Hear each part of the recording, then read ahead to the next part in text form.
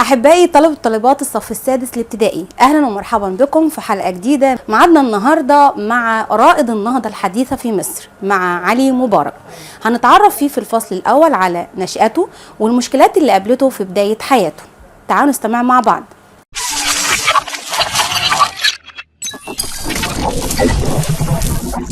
هنتعرف في الفصل الأول، ناخد كده ملخص الأول عن الفصل وبعد كده تناوله سؤال وإجابة.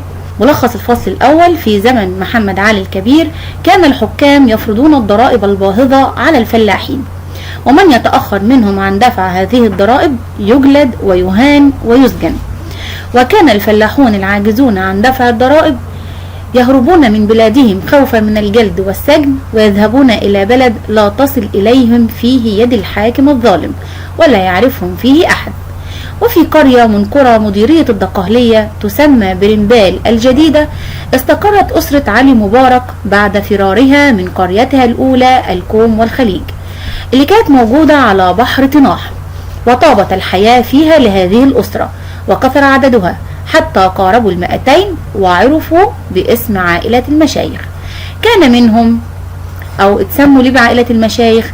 كان منهم المشايخ الذين يعرفون القراءة والكتابة والحساب وشيئا من العلم الديني، وكان منهم القضاة الذين يحكمون بين المتنازعين، والأئمة الذين يؤمون الناس في الصلاة ويخطبون لهم الخطب في الجمعة والأعياد، ومن يعقدون لهم عقود الزواج.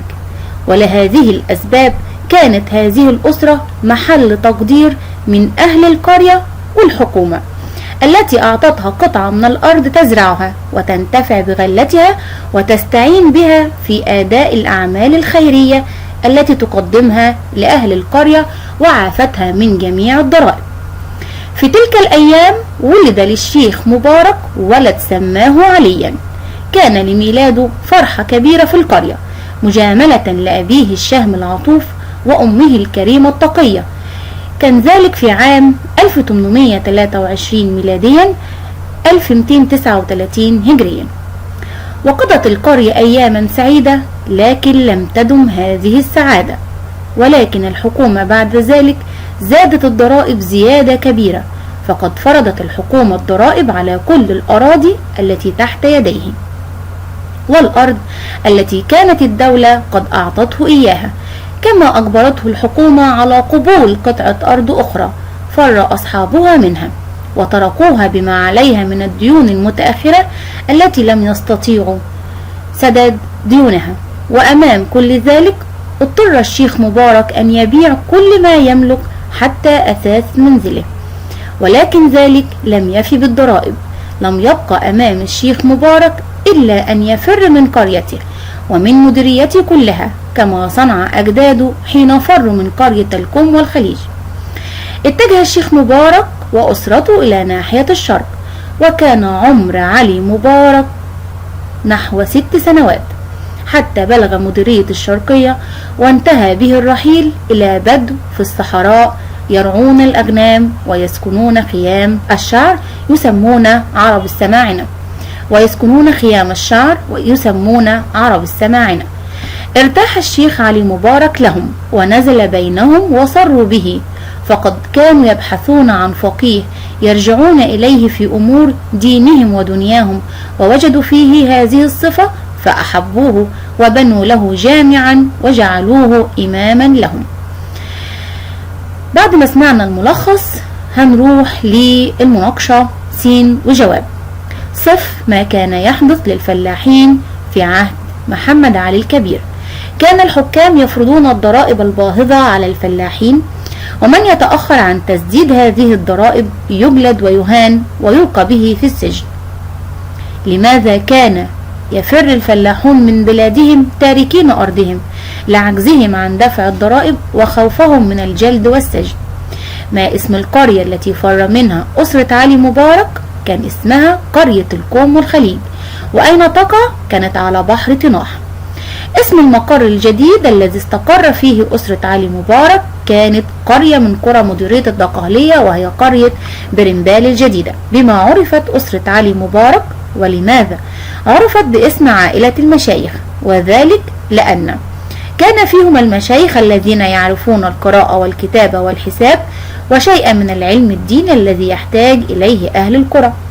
كان منهم القضاة الذين يحكمون بين المتنازعين، الأئمة الذين يصلون بالناس ويخطبون لهم الجمعة والأعياد ويعقدون لهم عقود الزواج. ماذا فعلت الحكومة لتقدير أسرة علي مبارك؟ أعطتها قطعة من الأرض تزرعها وتنتفع بغلتها وتستعين بها في أداء الأعمال الخيرية التي تقدمها لأهل القرية، وزيادة في التقدير لها أعفتها من جميع الضرائب. لماذا فرحت القرية كلها بمولد علي مبارك؟ مجاملة لأبيه الشهم العطوف الذي يخدم أهل القرية، ومجاملة لأمه الكريمة التقية. لماذا لم تدم فرحة أسرة علي مبارك وأهل القرية طويلا؟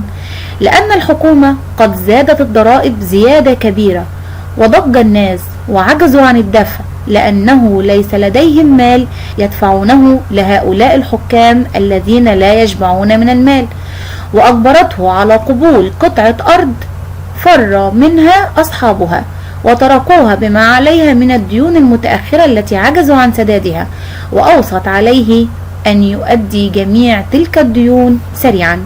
أين وصل به الرحيل في بداية الأمر؟ وصل به الرحيل إلى بدو في الصحراء قريبة من القرية يرعون الأغنام ويسكنون الخيام. ما اسم البدو الذين وصل إليهم الشيخ مبارك وما عملهم؟ بدو يسمون عرب السماعنة، ويعملون في رعي الأغنام ويسكنون الخيام.